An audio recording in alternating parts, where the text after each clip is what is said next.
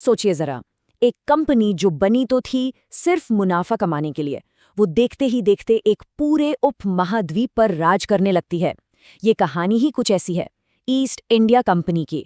और आज हम यही समझेंगे कि ये सब आखिर मुमकिन हुआ कैसे। एक काम करते हैं, इस कहानी की शुरुआत ना इसके अंजाम से करते हैं। ये तस्वीर 1857 की है, जहां मुगल सल्तनत का आखिरी बादशाह एक व्यापारिक कंपनी की सेना के सामने बिल्कुल बेबस है। ये तस्वीर उस कंपनी की जबरदस्त ताकत को दिखाती है जो उसने धीरे धीरे हासिल की। तो सवाल यही उठता है, आखिर ये हुआ कैसे? कैसे चंद व्यापारियों की एक कंपनी इतनी ताकतवर हो गई कि उसने इतने बड़े साम्राज्य को ही घुटनों पर ला दिया? आइए इसी सफर को समझते हैं। चलिए, इस सवाल का जवाब ढूंढने के लिए कहानी की एकदम शुरुआत में चलते हैं, जब ये सब एक शाही फरमान से शुरू हुआ था। तो बात है साल 1600 की। ईस्ट इंडिया कंपनी को इंग्लैंड की महारानी एलिजाबेथ प्रथम से एक शाही फरमान मिलता है, जिसे चार्टर कहते हैं। इस चार्टर ने कंपनी को पूरब के साथ व्यापार करने की मोनोपोली दे दी। मतलब अब इंग्लैंड की कोई और कंपनी आकर उनसे मुकाबला नहीं कर सकती थी। पर सवाल यह है कि भाई, पूरब में ऐसा क्या था? जवाब है ये सारी चीजें। भारत का महीन सूती कपड़ा, रेशम और मसाले जैसे काली मिर्च, लौंग, इलायची, इनकी यूरोप में जबरदस्त डिमांड थी।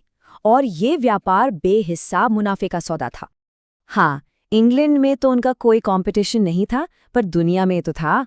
वो शाही दस्तावेज दूसरी यूरोपीय ताकतों को पूरब के बाजारों में आने से रोक नहीं सकता था। सच तो ये है कि अंग्रेज इस रेस में अकेले थे ही नहीं। उनसे बहुत पहले 1498 में ही पुर्तगाली वास्को द गामा भारत का समुद्री रास्ता खोज चुके थे। और देखते ही देखते डच और फ्रांसीसी व्यापारी भी इस मुनाफे की दौड़ में शामिल हो गए। अब देखिए, जब इतने सारे लोग एक ही खजाने के पीछे भागेंगे तो जाहिर है टकराव तो होगा ही।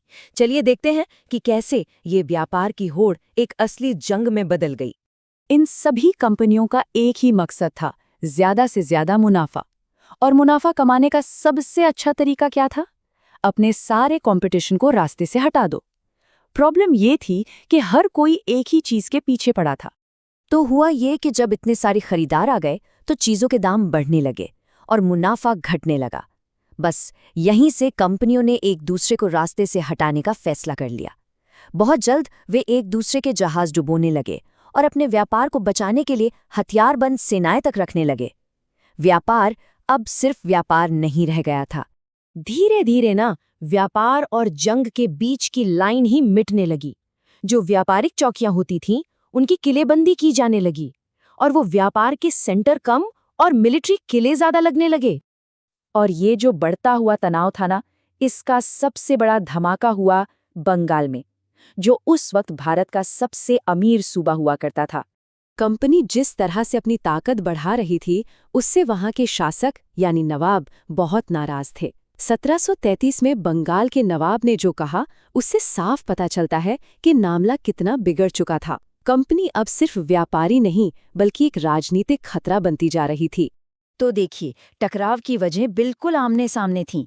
एक तरफ थे नवाब जो कहते थे कि भाई हमारे इलाके में हो तो टैक्स दो, किले बनाना बंद करो। और दूसरी तरफ थी कंपनी जो कहती थी कि नहीं, हमें तो टैक्स में छूट चाहिए और अपने सामान की सुरक्षा के लिए किले भी बनाने हैं। ये एक ऐसा टकराव था जहां कोई भी पीछे हटने को तैयार नहीं था। और इस पूरे टकराव के सेंटर में थे ये दो लोग। एक तरफ बंगाल के नवाब सिराजुद्दौला और दूसरी तरफ कंपनी की तरफ से रॉबर्ट क्लाइव। सिराजुद्दौला कंपनी की बढ़ती ताकत से परेशान थे और उसे हर हाल में रोकना चाहते थे। और जब दो ताकतें ऐसे टकराती हैं तो नतीजा सिर्फ एक होता है, जंग।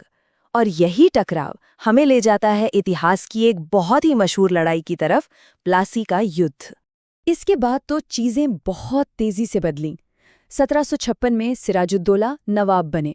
उन्होंने कंपनी को सीधी चेतावनी दी, लेकिन जब कंपनी ने बात नहीं मानी तो नवाब ने कलकत्ता में उनके किले पर ही कब्जा कर लिया। अब इसका जवाब तो आना ही था। रॉबर्ट क्लाइव मद्रास से एक बड़ी सेना लेकर बंगाल पहुंच गया और 1757 में प्लासी के मैदान में दोनों सेनाएं आमने सामने थीं। लेकिन इस लड़ाई का नतीजा ना ताकत से नहीं लिखा गया, बल्कि धोखे से लिखा गया। सिराजुद्दौला की हार की सबसे बड़ी वजह बने उनके अपने ही सेनापति मीर जाफर। क्लाइव ने मीर जाफर को नवाब बनाने का लालच दिया और बदले में मीर जाफर की पूरी टुकड़ी जंग के मैदान में बस देखती रही, लड़ी ही नहीं। प्लासी की जीत के बाद कंपनी बंगाल की असली मालिक बन गई, लेकिन उन्होंने सीधे सीधे राज नहीं किया, बल्कि कंट्रोल करने का एक नया और ज्यादा शातिर तरीका निकाला। कंपनी को अभी भी सीधे शासन करने की जिम्मेदारी नहीं लेनी थी।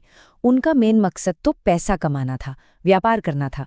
तो उन्होंने कठपुतली नवाब की एक तरकीब निकाली, मतलब एक ऐसा नवाब जो नाम के लिए गद्दी पर बैठे, लेकिन उसकी असली डोर कंपनी के हाथों में हो। लेकिन कंपनी को बहुत जल्द ये बात समझ में आ गई कि ये कठपुतलियां भी कभी कभी अपने मन की करने लगती हैं। जब मीर जाफर ने थोड़ी आनाकानी की तो उसे हटाकर मीर कासिम को ले आए। फिर जब मीर कासिम ने तेवर दिखाए तो उसे भी बक्सर की लड़ाई में हरा दिया और वापस मीर जाफर को बिठा दिया, लेकिन इस बार एक शर्त पर कि वो हर महीने कंपनी को एक भारी भरकम रकम देगा। अब रोज रोज के इस कठपुतली वाले खेल से कंपनी तंग आ गई थी और उन्हें लगा कि भाई अब तो हमें खुद ही नवाब बनना पड़ेगा। रॉबर्ट क्लाइव ने अपने एक खत में जो लिखा उससे साफ है कि कंपनी अब खुद को एक व्यापारी से कहीं ज्यादा एक शासक के तौर पर देख रही थी। तो ये पूरी कहानी हमें एक बहुत बड़े सवाल पे लाके छोड़ देती है। ये दिखाती है कि कैसे सिर्फ और सिर्फ मुनाफे की भूख एक ट्रेडिंग कंपनी को एक रूलर बना सकती है, और ये सोचने पर मजबूर करती है कि जब किसी संस्था का मकसद सिर्फ मुनाफा कमाना हो तो उसकी कामयाबी की असली कीमत आखिर चुकाता कौन है।